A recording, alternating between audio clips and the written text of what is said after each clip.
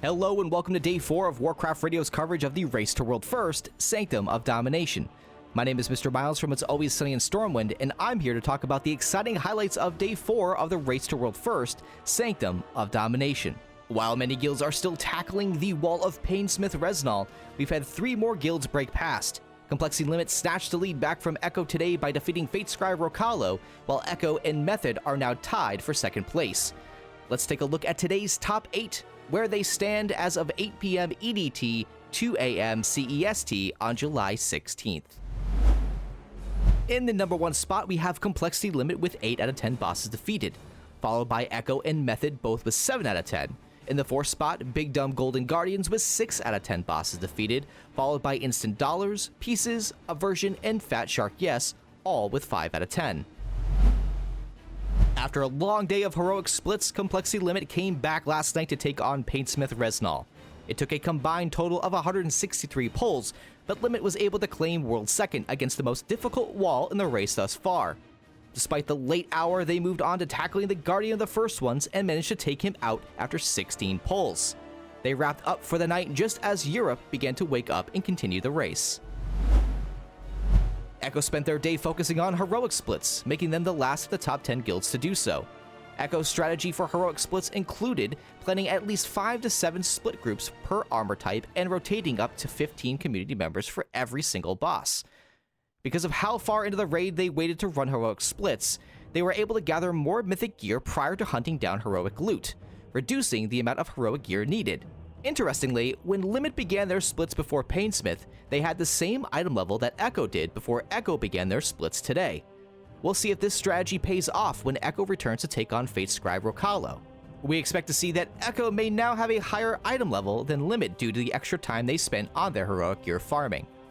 While Echo focused on heroic splits, the rest of the European guilds continued tackling the Wall of Pain. Method spent a considerable amount of time today focusing on Rasnal, but after 127 pulls, they managed to snag World Third on the Painsmith. They then quickly caught up to Echo, defeating the Guardian of the First Ones after just 14 pulls, snagging World Third and tying for second place overall before retiring for the night. Meanwhile, it was China's second full day of the race, with several guilds working to catch up. Skyline, GTN Hong, and Aster all defeated Soul Render today, moving to 5 out of 10 bosses cleared. Aster then headed off to work on splits, whereas Skyline went on to tackle Painsmith. Skyline's last attempt on Rasnal was painfully close, ending the night at a 1% wipe. GTN Hong was the third of these guilds to take Soul Render down, and we look forward to seeing how quickly they are able to move through the Painsmith. Limit started their day off by fighting Fate Scribe Rokalo, and after several hours and 54 attempts, they snagged the World First title, keeping their lead for the rest of the day and giving us our first look at Mythic Kel'Thuzad. Kel'Thuzad is an interesting fight that is difficult to measure in terms of traditional methods of measuring progress. Kel'Thuzad's health bar is actually drained 3 times through the course of the fight, as guilds will clear Phase 1 and Phase 2 twice. During Phase 1, there is a significant ad management, as well as an interesting blizzard mechanic that is similar to the Raytheon encounter in Ny'alotha. In Phase 2, some melee raiders enter Kel'Thuzad's phylactery, where they must quickly slay a fragment of Kel'Thuzad's soul to emerge and rejoin the raid. Other raiders must stay out of the phylactery, handling Abomination-style ads and a callback to Naxxramas, where we first fought Kel'Thuzad. These phases are repeated twice, followed by a final Phase 3 burn, in which mechanics from Phase 1 and Phase 2 are combined, and KT's health bar must be drained one final time before the room fills up with frost. In other North American news, Big Dumb Golden Guardians secured World 4th on Painsmith and are currently tackling the Guardian of the First Ones as of the time of this recording. One of the wholesome stories to come out of the Race to World First is the emphasis on charity drives focused on mental health. Complexity Limit and Echo have partnered together to raise funds for Rise Above the Disorder.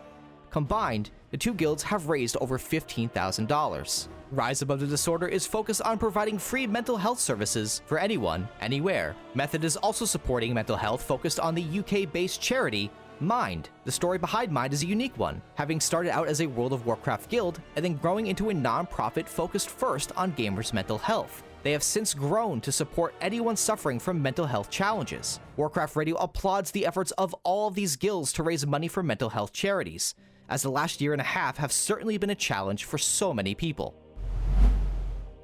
This concludes our Day 4 coverage of the Race to World First, Sanctum of Domination, brought to you by Warcraft Radio and Chaos Gaming, and powered by Raider.io.